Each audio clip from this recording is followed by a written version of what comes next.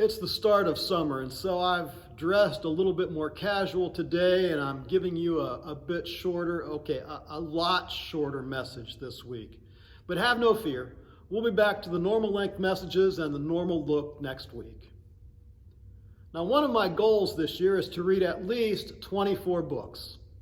It's a challenge I've set for myself. You see, since 2013, I've kept a list of every book I've read. Starting in 2015, I included the month I finished the book. Now, I've been averaging about 11 books per year, which is average according to the source I was looking at, but the average is skewed by more prolific readers, with 4 books a year being a more common average. So in this case, I'm above average. I read fiction and fantasy, journals, biographies, nonfiction. I read books about scripture, spirituality and the spiritual life, and photography. I just finished a book titled Wilderness by Scott Stillman and started reading Get Your Life Back by John Eldredge. John talks about their horses being nervous and the work he does to help them settle down. He says when the horses finally do settle down, they let out this wonderful sigh. Out of those large nostrils comes a big, deep, long breath, and their muscles relax and their heads lower. They've switched off their hyper-vigilant mode. He says, I love it when they do that. We humans make that sigh too when we feel settled in, and in a good place.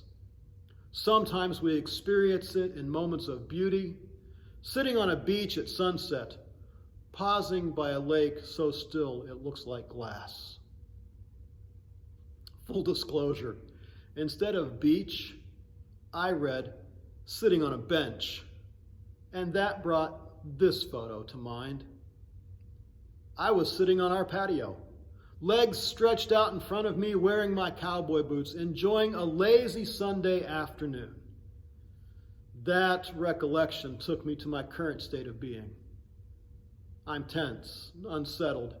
It feels like ages since I have simply stretched out and enjoyed a delightful breeze dancing across my face. This past year has been a series of tension-producing moments, hasn't it?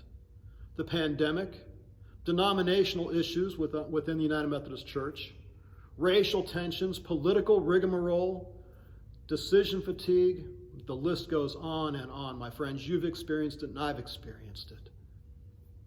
But right now, we're entering summer, and the declining COVID numbers will probably allow some form of vacation travel. Short day trips, longer outings, time to see sights, visit family. I know Deb and I are looking forward to trips such as these. In fact, we've booked a 3-day silent retreat later this summer, and we'll be spending time with family. What about you? Are you willing to let out a big, deep, long breath, settle down, stretch out, and let a breeze dance on your face? As I write those words, I'm reminded of a passage in Matthew's Gospel. There in the 8th chapter, verses 23 through 27, the disciples and Jesus are in a boat during a terrible storm. The wind is driving and the waves swept over the boat, but Jesus was asleep, resting.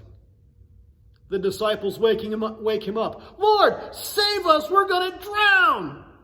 And Jesus awakens, rebukes the wind and the waves, and they immediately calm down and be still. And Jesus says, why are you so afraid? Do you still have no faith? It's summer, a time to slow down and relax. Let a gentle breeze replace the terrible storms that have come against us over the past year. Hear Jesus invite us to settle down and trust that he can and will calm the storm, remove our fear, restore our faith. That trust, it allows me to stretch out and relax. I hope it allows you to do the same. God bless.